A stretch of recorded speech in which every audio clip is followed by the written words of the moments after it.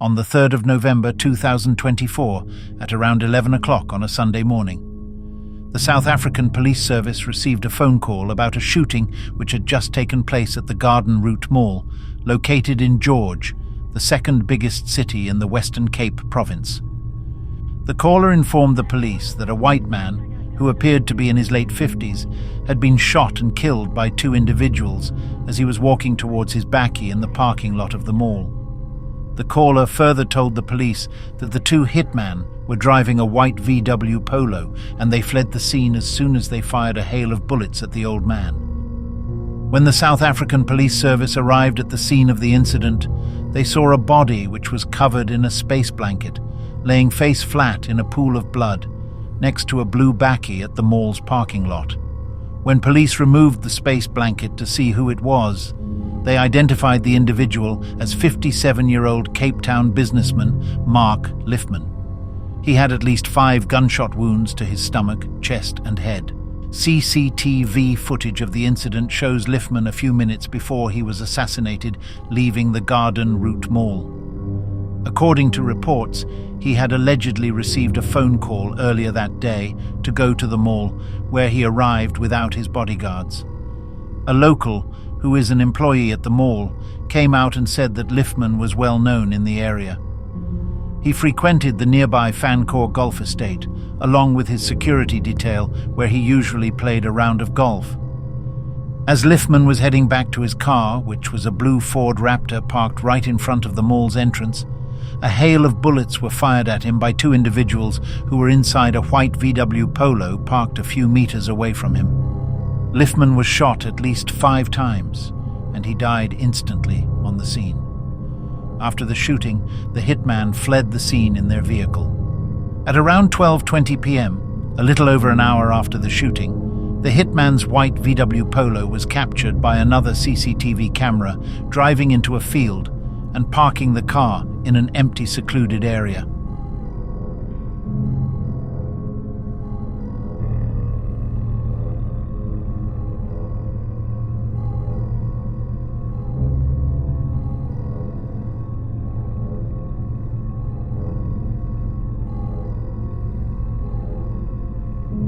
After parking the car, the video would show the hitman getting out, putting away the guns, changing their clothes, and also changing the number plate of their car.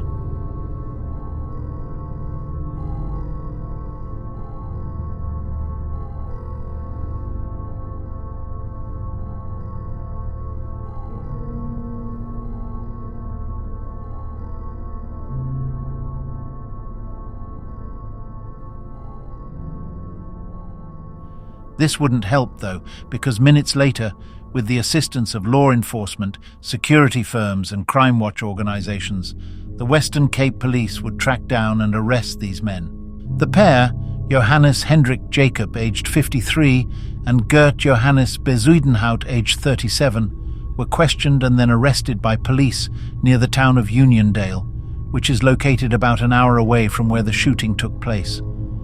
Little that we know, but we know one of them was a member of the police, South African Police Service Special Task Force, who left the police sometime in 1998, or between 98 and 99, this is what we are informed. And we don't know what has he been doing since he left the police, but what we know now is working for PPA Security, both of them in Cape Town, as security guards. So that's what we know for now, and other than that, this is what we're trying to also do our investigation. On morning of the 4th of November 2024, the day after Mark Lifman's assassination, a huge criminal case was taking place in the city of Cape Town. Jerome Boyson, the alleged leader of the Sexy Boys gang, Andre Nuade, a self-proclaimed businessman, and also Igor Roussel, a former convict, appeared at the Western Cape High Court. The 3 men were facing a number of charges for the ruthless murder of Brian Weinstein. Mark Lifman was supposed to appear with these 3 gentlemen at the Western Cape High Court that day. This was because Lifman was the main accused in that case. According to the state, Lifman was the mastermind behind the murder of Brian Weinstein, a steroid dealer who was shot and killed in front of his wife and child, at their home in Constantia, Cape Town, on the 18th of August 2017. Lifman was facing 9 charges at the Western Cape High Court, which include murder, conspiracy to commit murder, as well as contraventions of the Prevention of Organized Crime before his death.